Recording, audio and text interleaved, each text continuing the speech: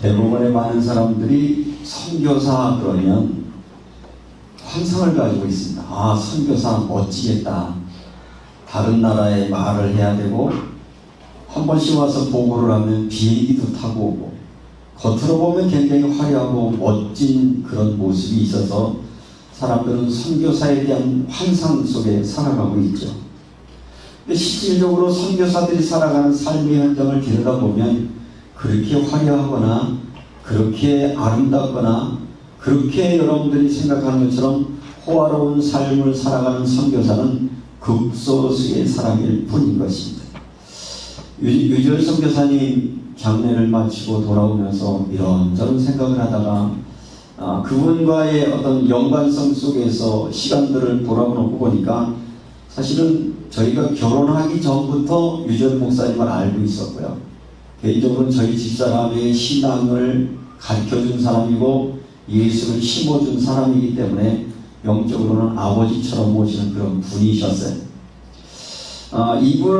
이분과의 만남이 거의 30년 전, 훨씬 전이었고, 그리고 깊은 관계를 맺게 된 것은 제가 굉장히 어렵고 힘들 때 저를 첫 선교지로 초청을 해주어서 제 마음속에 선교는 또 하나의 하나님의 명령이구나 하는 것을 깨닫게 하신 일들을 감당하셨던 분이 유지열 선교사님이셨습니다. 그래서 그때 찍어온 사진을 놓고 보니까 4명이 같이 찍었는데 유지열 선교사님과 저희 집사람 이렇게 넷이 찍었는데 돌아놓고 보니까 이런 마음이 드는 거죠.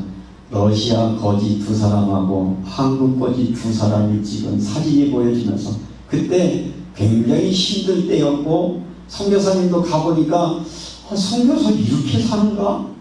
선교지가 화려한 게 이런 삶을 사는가 싶어서 그때 제 마음속에 와닿던 것이 뭐냐면 이러면서 선교사는 왜 하는가? 그런 마음이 들 정도로 아픈 마음을 가지고 왔기에 우리도 힘겹고 어렵지만 이 선교사님들을 정말 도와야 되겠다.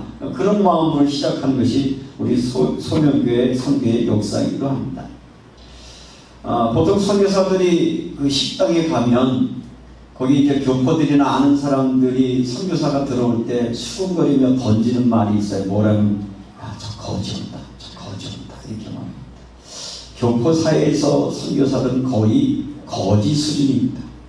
또 이들은 어딘가에 지원을 받고 가지고 와야 일을 해야 되는 것이기 때문에 자생적으로 어떤 재정적인 충당을 할 수 없기 때문에 늘상 어디에서 선교비를 충당받을 수 있을까? 이런 것으로 접근하니까 사람들이 봤을 때 꼭 거지처럼 느껴지는 거죠. 도와주세요. 이렇게 해주세요. 저렇게 해주세요. 라는 것 때문에 그 이야기를 하면서 왜 거짓 소리를 들으면서도 저 일을 할까? 이제 그런 의문점이 있었고요. 한국에 오시면 목사님 저희가 뭘 도와드릴 게 뭐 있어요? 그럼 딴 얘기 안 하시고 저 종묘 상해 가가지고 씨앗 좀 사주세요. 그래서 아니 선교사가 왜 씨앗을 사달라고 그래요? 글쎄 쓸 때가 있어요. 그래서 몇 번 씨앗을 쌓아 드린 적이 있는데 막상 가보니까 이 씨앗이 뭐 하는 거냐면 선교센터 텃밭에다가 비닐을 세우고 거기다가 이것저것 야채를 심습니다. 원래 야채가 잘 없는 지역이기도 하고 비싸기도 하니까. 그래서 그걸 키워가지고 예배드리러 오는 교인들 점심 먹는 데 나누어지기도 하고요. 또 러시아에서는 당시에 그 선교할 때 탈북해서 그 벌목지에서 도망 나온 이 탈북인들이 있었어요. 이분들을 숨겨놓고 그들을 먹여주면서 그들을 한국으로 보내주는 일을 하다 보니까 이분들을 저 다락에 숨겨놓고 경찰들이 와가지고 수색하고 잡아가니까 러시아에는 여러분들이 잘 아시는 대로 북한 대사관이 있잖아요. 그러니까 이 정보가 들어가면 저들은 강제로 하기 때문에 늘 거들 낯선 곳으로 여러 선교지에 흩어놓고 거기에서 몰래 숨어서 밥을 먹이는데 그 일을 하시려고 씨앗을 가져가셨던 그런 모습을 봤고요. 결론적으로 이분이 한 80여 분의 탈북자들을 한국으로 보내서 러시아에서 추방당했죠. 왜? 북한 사람들 자꾸 탈북시킨 자들을 귀국시키니까. 그래서 이분이 이제 돌아오고 나니까 또 뭐가 되면 탈북자들의 대가가 되셨던 거예요. 그 중에 사람들이 아주 열심히 활동하는 사람들이 여러분 그 임진각에서 풍선 날리는 사람들 보셨죠? 이 사람들이 누구냐? 유지열 선교사님이 도움을 줘서 도망왔던 사람들이 북한에 있는 자기 가족들, 동포들, 저들도 건져낸다고 싶으니까 여기서 어렵게 힘들게 일한 돈 가지고 당신들도 빨리 여기서 빠져나와. 그래서 이제 풍선을 날리는 일들을 하고 있어요. 그것에 대해서 뭐 이렇게 얘기하는데 그들의 마음이 이해되는 거 있죠. 당신들이 지금 당하고 있는 일이 얼마나 고통스러웠겠느냐. 이제 그런 일들 때문에 그 일을 하고 있고요. 이분은 인공 심장 박동기를 이 심장에 싣고 있었기 때문에 제가 제일 처음에 갔을 때 감동스러웠던 것은 그 러시아 공원묘지에 가서 이렇게 보다가 이런 얘기를 해요. 김 목사님, 내 지금 심장 박동기가 여기서 지금 뛰고 있는데 건전지가 다 되면 쓰면 난 하나님께로 가야 될 건데 혹시 내가 여기서 죽으면 나 그냥 러시아에 묻어줘. 그러니까 그 말 한마디가 이분은 아예 작정하고 가셨구나. 선교지라고 하는 것은 어슬렁어슬렁 사는 게 아니라 아예 죽으려고 갔구나. 그래서 그분을 돕기로 작정을 했고 선교사의 마음이라고 하는 것은 내게 주어진 곳에서 죽겠다. 내 목숨을 내놓고라도 여기에서 하나님의 복음을 증거해서 이 일을 해야 되겠다. 그런 마음으로 사셨던 것이 기억이 되어집니다. 한 두 번째 방문했을 때 어디 밖에 나갔다 돌아오는데 껌껌한 그런 그 도시의 선교센터를 가까이 가는데 어디서 아주 구성진 하모니카 소리가 나는 거예요. 복음성가를 하모니카 하는데 너무 그 복음성가에 잤는데 봤더니 사모님이 창문 밖으로 그 어두운 그 땅에서 하모니카로 찬양을 부르고 계시는데 그 찬양의 가사가 왠지 이게 뭔가 내가 십자가를 져야 되고 막 아파하는 그런 걸 가서 물었어요. 아니 사모님 왜 이렇게 창문 밖에서 하모니카를 불어요? 그랬더니 우리 같은 사람 여기 오면 이방인인데 말이 통하는 사람도 없고 왜 도와달라는 사람이 있고 또 일을 하다 보면 힘겨운데 내가 누구한테 말할 때가 있어야지. 그래서 나는 창밖에 내고 이 찬양을 부르다 보면 하나님이 나를 위로하시고 힘주셔서 내가 그 일을 감당하노라고 이제 그런 고백을 하면서 불렀던 그 찬양의 하모니카 소리가 지금도 귀에 그렇게 쟁쟁합니다. 이렇게 살아간 삶이 뭐냐? 예수자의 삶이었어요. 그런 사람들을 가리켜서 우리가 그리스도인이라고 말하는 것이죠. 그분이 이제 삶을 다 마감하기 직전에 한 보름 전에 저희 집에 오셔서 그때도 심장박동기가 이제 기능이 다 돼서 다시 재수입을 하고 아직 그 실밥이 그렇게 완전히 아물지도 않는데 오셨어요. 아주 힘도 없고 그렇게 오셔서 이렇게 힘드신데 굳이 여기까지 왜 오셨어요? 하나님이 내게 다시 생명 주신 이유를 발견했는데 내가 그동안 사역했던 일들을 누군가에게 좀 알려줘야 될 것 같은데 내가 김 목사님하고 오충국 사모한테 내가 할 말이 있어서 16시간 시간표를 짜갖고 오시는 이 양반 열정대 돌아가시기 보름 전이었어요. 16시간을 자기가 강의를 하겠다고 저 두 사람을 앉혀놓고 사실은 살살 피했어요. 16시간. 근데 거의 10시간은 들었을 것 같아요. 자기가 선교지에 가게 된 얘기, 죽음의 고비를 넘겼던 얘기, 러시아에서 추방당하고 힘들었던 얘기 얘기하면서 울다가 웃다가 이제 그런 얘기를 하시면서 하신 얘기는 하나님이 내게 이 생명 주셨는데 죽는 날까지 난 이 일을 하고 하나님 앞에 설 거야.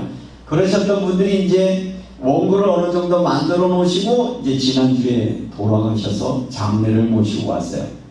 마치 장례식에 갔더니 사모님이 이렇게 얘기를 하세요. 출판사에서 전화 왔는데 그 강의하려고 했던 원고 수정 봐야 되는데 그 수정을 누가 보지? 김 목사님 한번 보시고 수정해 보시겠어요?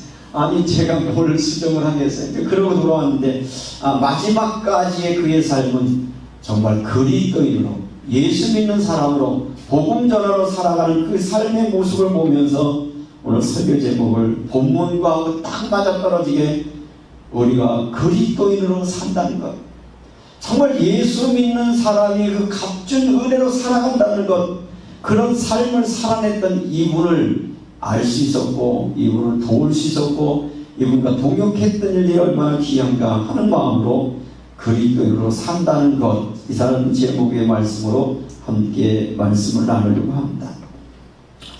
이런 러시아의 인연으로 우리 교회에 지금 러시아 우리 고려인 성도들이 몇 분 계시는 분들이 그때 연결된 것으로 오늘 여기 와서 여기에서 지금 러시아 선교의 일들의 일환이 되고 있다는 것을 여러분 기억하시고요. 오늘 본문으로 돌아가면 오늘은 마지막 8번째 복 있는 사람을 설명하고 있는데 이 복은 뭐냐? 자, 본문을 같이 한번 읽겠습니다. 의를 위하여 박해를 받는 자는 복이 있나니 천국이 그들의 것이니라 라고 말하고 있습니다. 이게 도대체 무슨 의미입니까? 의를 위하여 박해를 받는 자, 아니 복 받으려고 하면 천국을 소유하려고 하면 무슨 조건을 얘기하냐면 의를 위하여 박해를 받는 사람이 천국을 소유한다 이렇게 말하고 있습니다. 어려운 이야기를 말하고 있죠. 이 말씀의 의미는 뭐냐면 의를 위하여 박해를 받는 자는 복이 있나니 천국의 그들의 것이며 라고 하는 것인데 이들이 여기서 받는 박해를 받는 사람들의 이유가 뭐냐면 의를 위하여 라는 것입니다. 그럼 이 의라고 하는 것의 의미는 뭐냐면 바로 디카오시네라고 하는 원어의 뜻인데 이 의는 정의, 옳음, 종교의 요구, 하나님이 인간에게 요구하시는 것, 다시 말하면 하나님의 말씀에 순종하는 것 때문에 박해를 받는 너희는 복이 있다. 하나님의 말씀대로 살고 하나님의 말씀 앞에 순종하며 살아갈 때 세상 사람들로부터 박해를 받는 것 같지만 너는 현재에서 뭘 맛볼 수 있다? 천국을 맛보며 살아가는 삶의 축복을 준다. 이게 예수님의 말씀의 의미인 것입니다. 그런데 놀라운 사실은 예수 믿는 사람들이 이상하게 욕을 많이 먹어요. 그래서 사실은 지금도 기독교에 대해서 사람들이 비난합니다. 이 젊은이들이 기독교에 대해서 비난하면서 뭐라 그러냐면 개독교라고 그럽니다. 물론 우리의 책임도 있습니다. 그런데 기독교를 개독교라고 말하는 아이들의 삶은 어떨까요? 지금 개만도 못한 삶을 살면서 기독교인들을 향하는 개독교라고 이야기하는 겁니다. 기독교를 비난하는 사람들을 보면 정말 예수 믿는 사람보다 옳으냐? 바르게 사냐? 어린 방푼어치 없습니다. 저희가 볼 때는 온갖 추한 짓은 다 해놓고 교회가 조금 문제가 생기면 기독교에 대해서 비난하는데 그것은 예수님 때나 어떤 때나 마찬가지로 기독교인들은 박해하고 비난하게 되어 있습니다. 아예 예수님의 복음이 시작될 때부터 박해로 시작되었다는 것이 성경의 역사이기도 하죠. 예를 들면서 두 사람이 길거리에서 싸웠어요. 둘이 막 감정 때문에 싸웠는데 알고 봤더니 그 중에 하나가 교인이었어. 그럼 두 사람 중에 누구를 욕할까요? 그렇지. 교인이라고 또 욕하는 거. 왜? 아니 싸우면 누가 싸웠어요? 둘이 싸웠는데 왜 교인이 욕먹어야 돼요? 이유가 뭐예요? 사람들은 기독교에 대해서 큰 기대를 가지고 있구나. 그래도 이 사람들은 하나님을 믿는 사람들인데 하나님을 아는 사람인데 어찌 하나님 모르는 나 같은 사람하고 똑같이 싸울 수 있어요? 그래서 비난하는 거예요. 또 어떤 분은 이렇게 얘기합니다. 저 사람은 교회 다니는데 왜 저 모양입니까? 이렇게 얘기합니다. 여러분 걱정할 필요 없어요. 예수 믿어서 그 정도로 바뀐 거예요. 원래는 더 심했는데 예수 믿어서 그만큼 바뀌어진 거예요. 예수 믿는 사람은 완전한 사람이 아닙니다. 의인이 아닙니다. 스스로가 죄인이라고 고백하고 자백하면서 완전하지 못하지만 주님의 뜻대로 살겠습니다 라고 나온 사람들이 교인이라면 우리는 교인에 대해서 너무 완벽한 것을 기대할 필요는 없다. 왜? 모든 어떤 사람이 완벽한 사람이 어디 있겠냐 그런 말입니다. 이 얘기는 여러분 예수 믿는 사람들이 욕먹어도 좋다는 얘기는 아닙니다. 일부에서 정말 많은 지도자들이 욕먹을 짓을 하는 경우들이 있습니다. 그걸 말하는 게 아니라 정말 믿음을 가지고 믿음의 순수성을 지키고 하려는데 주변에서 여러분들을 비난하거나 욕하거나 기뻐하십시오. 제 얘기가 아니라 주님이 이렇게 말씀하십니다. 의를 위하여 박해를 받는 자는 복이 있나니 천국이 저희의 것이며 나로 말미암아 너희를 욕하고 누구로 말미암아 예수 때문에 예수 믿는다는 이유 하나 때문에 예수님의 말씀대로 살아간다는 이유 때문에, 교회에 다닌다는 이유 때문에 욕한다면 기뻐하는 거예요. 아, 내가 제대로 예수쟁이구나, 제대로 신앙생활을 하고 있구나 라고 느껴진다면, 아, 이제 예수 믿는 것 때문에 사람들로부터 비아냥거림을 당하거나 어려움을 당할 때 절망할 것이 아니라 오히려 뭘 누리게 되냐면 하나님의 천국을 소유하는 그런 축복의 의미를 여러분도 만끽하시기를 주님의 이름으로 축원합니다. 이렇게 의를 위하여 박해를 받는 자인데, 박해자의 정체가 뭐냐면, 당시 오늘 성경 본문에 따르면 유대교가 기독교에 대해서 초창기는 엄청 박해를 하잖아요. 그죠? 유대인들이 예수가 그리스도라는 것. 또 로마 시대에는 누가 박해를 합니다? 로마 권력이 기독교에 대해서 그렇게 박해를 합니다. 이것이 이제 선교 현장으로 와서 한국 땅에 와서 한국에 기독교가 처음 들어왔을 때에 교회 곳곳에 다닐 때마다 사람들이 예수 믿는 사람들을 비아냥거리기 시작했어요. 여러분도 그런 얘기 들어봤다고 지난주에 말씀드렸나요? 뭐라고? 예수쟁이라고, 예수쟁이 아들이라고, 그런 얘기 들어보셨나요? 그러고 들어보셨다면, 아, 예수 믿는다는 것은 아예 박해로부터 시작되는구나 라는 것을 역사적으로 여러분이 볼 수 있을 것입니다. 그래서 너로 말미암아 욕하고 박해하고 거짓으로 거스려 너희 모든 악한 말을 할 때는 너에게 복이 있나니 기뻐하고 즐거워하라. 전에 선지자들도 그랬다라고 예수님은 말씀하고 있습니다. 사실 구약 성경에 많은 선지자들을 보면 여러분들이 보실 때는 선지자가 멋있어 보여. 대선지자, 소선지자 얘기하고 이사야 얘기하고 얘기를 하는데, 알고 이 선지자들은 누구냐? 박해받는 사람들이었어요. 누구로부터 박해를 받느냐? 많은 정치 권력으로부터 박해를 받는 사람들이었어요. 왜? 세상이 점점 우상 숭배로 나가거든요. 세상의 사람들이 세상의 문화 속에 빠져서 타락하고 범죄할 때 그들 향하여 뭐라고 말해요? 당신들 타락한 거다, 그는 죄다라고 말하니까, 죄 짓는 사람한테 죄라고 말하면 그 사람은 뭐라고 반응할까요? 죄 짓는 사람한테 죄 짓는다고 말하면 뭐래야 맞아요?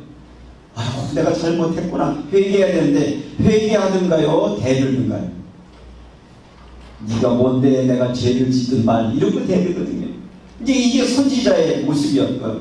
특별히 이스라엘 역사 가운데 이 선지자들의 역사는, 이스라엘이라는 나라를 여러분이 지도를 펴놓고 보시면 아주 작은 나라이고, 이 위치가 어디에 있느냐면 유럽 그리고 아랍, 아프리카 사이에 샌드위치처럼 되어 있어요. 그러니까 오랜 역사 동안 강대국들이 일어나면 이 강대국이 다른 대륙을 침입하려면 꼭 거쳐가야 되는 땅이 어디냐? 이게 유대 땅이거든요.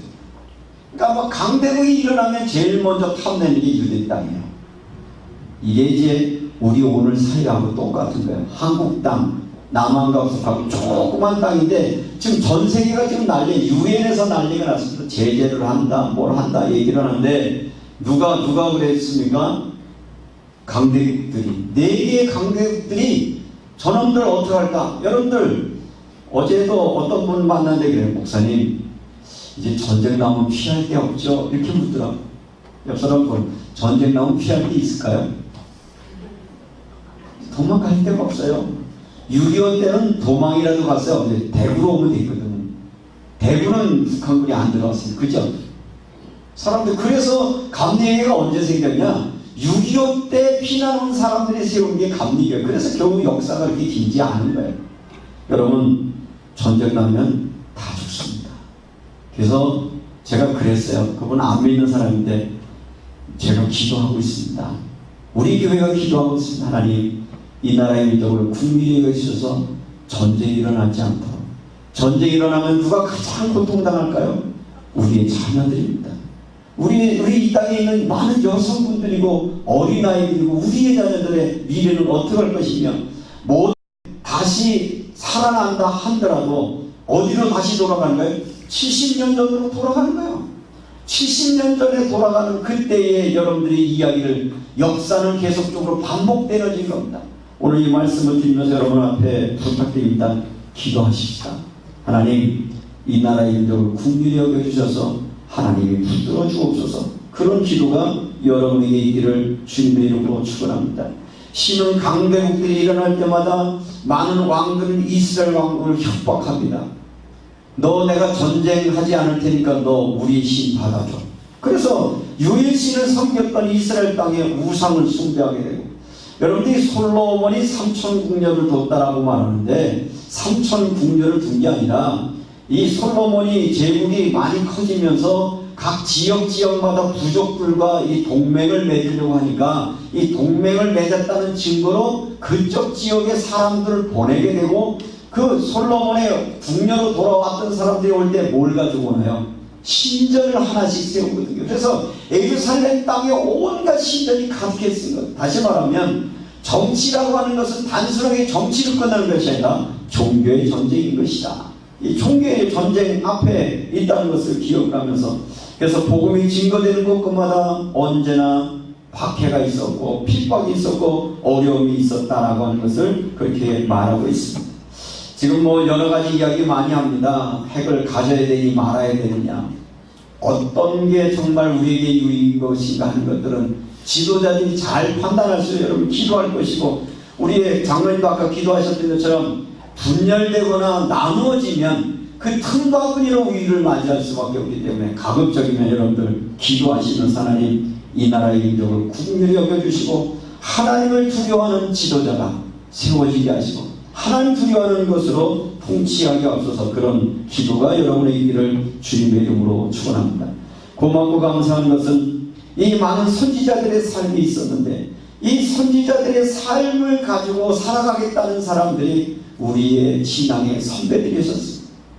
유지원 선교사님은 6.25도 경험하셨고 전쟁의 참사를 알았기 때문에 그분은 그 가슴으로 이 탈북인들을 돕기도 했고 많은 고려인들을 돕는 일들을 했던 것처럼 저희보다도 한 세대 먼저 있었던 많은 선배들은 많은 정치의 탄압과 핍박과 어려움 속에서도 올곧게 하나님의 말씀 가운데 살아갔던 신앙의 선배들의 모습을 저는 봤습니다. 제가 신학교 다닐 때 존경했던 선생님들 보면 정말 어떤 핍박과 굴욕 속에서도 당당하게 믿음을 지켜가는 선생님들이 계셨어요.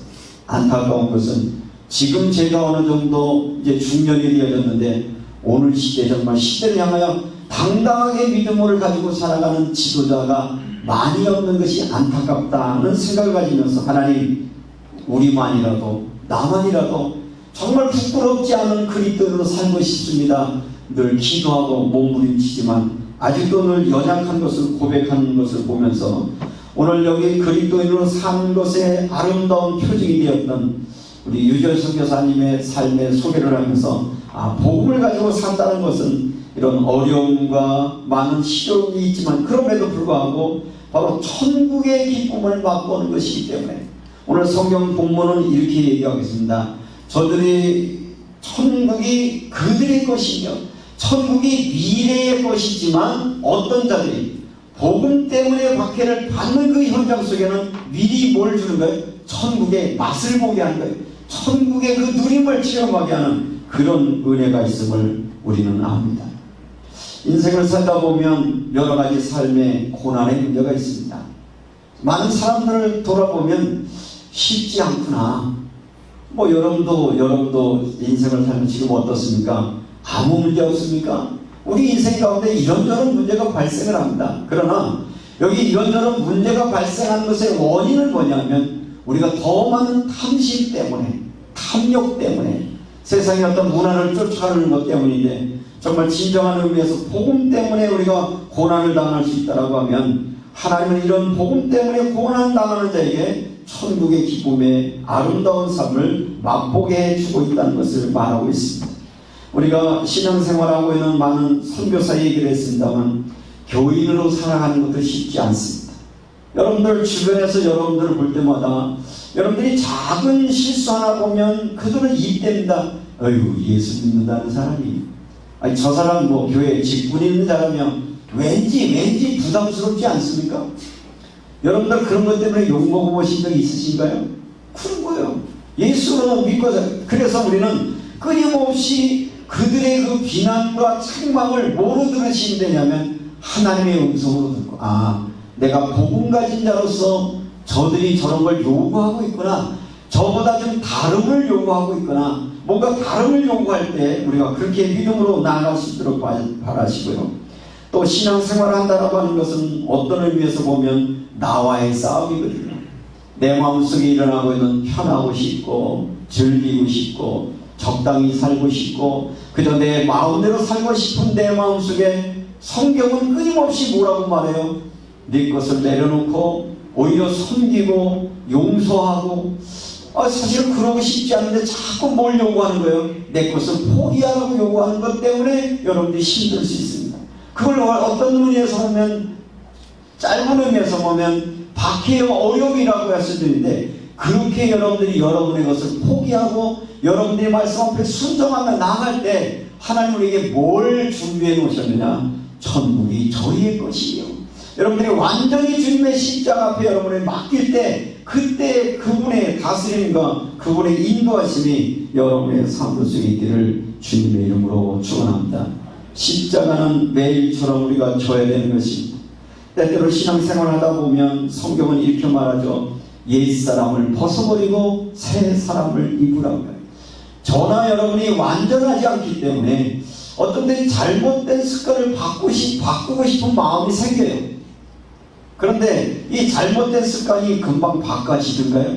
참 이거는 싸움이 일어나야 돼요. 끊임없이 나를 포기하는 일들이 일어나지 않고 나를 바꿀 수 없는데 기꺼이 나를 위하여 박해를 받는 자 끊임없이 갈등이 일어날 때 그걸 수용하라는 말이죠. 힘들지만 나는 뭐 하겠다? 내 옛 생각을 벗어버리고 새 사람을 입겠다. 그걸 십자가로 여러분이 받아들이시는데 십자가는 아픔입니다. 나를 내어놓는 것입니다. 내 것을 포기하는 것 같지만 그럴 때 하나님의 다스림이 여러분의 삶들 속에 있는 것이고요. 아마 예수 믿지 않는 주변의 사람들이 여러분에게 이렇게 말할 겁니다. 너 왜 그렇게 사니?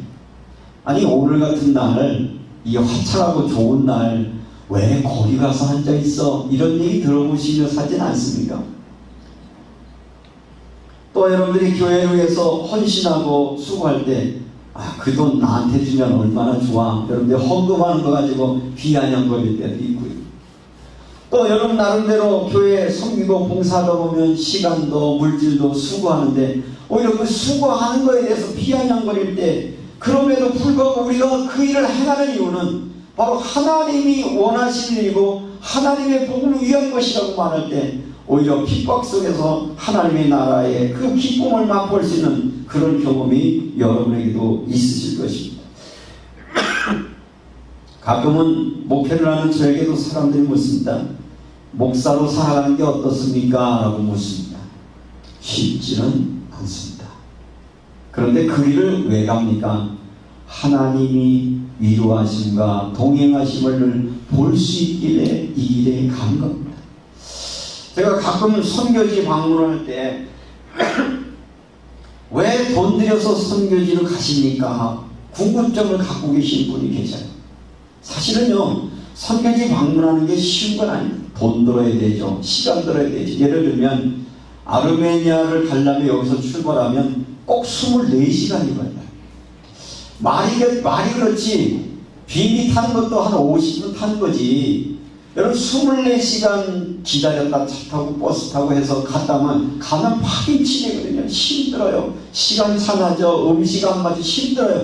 그런데 그 고난과 어려움 속에서 그곳에 가보면 정말 하나님의 은혜를 사모하고 있는 사람들의 그 사모하는 모습들, 하나님이 예비하시고 준비해놓은 사람들을 준비해놓은 걸 볼 때 힘들고 어려운 것, 대가를 지불하는 것들이 어느 날 싹 사라져버리고 하나님의 주시는 그 역사심을 볼 수 있을 때 그 맛 때문에 사실은 선교지를 계속 가게 되고요. 선교사로 살아가는 사람들도 마찬가지입니다. 아니 그 어렵다면 왜 선교지에 삽니까? 그런데 선교지는 중독과 같아서 내가 한 발짝만 더 움직이면, 내가 한 구정만 더 만나면 저들에게도 하나님 나라가 임할 수 있고 한 영혼이라도 주님께로 더 돌아올 수 있는 그 기대가 있기에 저들은 어려움과 힘듦과 핍박 속에서도 그 하나님의 천국의 기쁨을 맛보며 저들의 그 길을 가고 있다는 것입니다. 우리나라에서 파송한 선교사가 10,000명쯤 된다고 합니다. 통계를 제가 내보진 않았지만 10,000명 중에 정말 어떤 재정적인 걱정 안 하고 여유 있게 살아가는 선교사가 몇 명이나 될까? 10,000명이니까 100명은 되겠죠. 가끔 선교지 가보면 이상한 사람도 있어요. 아주 고급 수용차에 호텔에 들락날락하고 선교지는 없고 뭐 이런 사람도 간혹 있는데 그들은 0.01%의 사람들인데 그들 때문에 전체 선교사가 욕먹고요. 오늘날 많은 사람들이 목사에 대해서도 비아냥거리고 뭐 신뢰도를 얘기하는데 여러분들이 보신 목사가 어떤 사람들인지 모르지만 목사 중에 극소수가 이상한 짓도 하고요. 부유하게 살기도 하고 착복도 하고 살지만 대다수의 많은 사람들은 힘겹고 어렵지만 그런 박해의 환경 속에 살지만 뭘 맛보기에 하나님의 인자하심을 맛보고 기도할 때 그분이 응답하심을 경험하게 되고 하나님의 말씀 앞에 순종할 때 성령이 주신 그 은혜로 살아가는 그 믿음으로 살아간다는 사실을 여러분들이 알아주시길 바라고 알아달라고 하는 것이 아니라 그것이 예수님이 약속하신 약속을 체험하는 사람들이기 때문에 성경 10절의 말씀을 읽고 마치겠습니다. 의를 위하여 박해를 받는 자는 복이 있나니 천국이 그들의 것이며 여러분에게도 천국을 소유하셔서 매일매일 매순간 매순간 하나님과 교제와 그분의 위로하심과 그분과 동행하는 축복의 주인공이 여러분 되시기를 주님의 이름으로 축원합니다.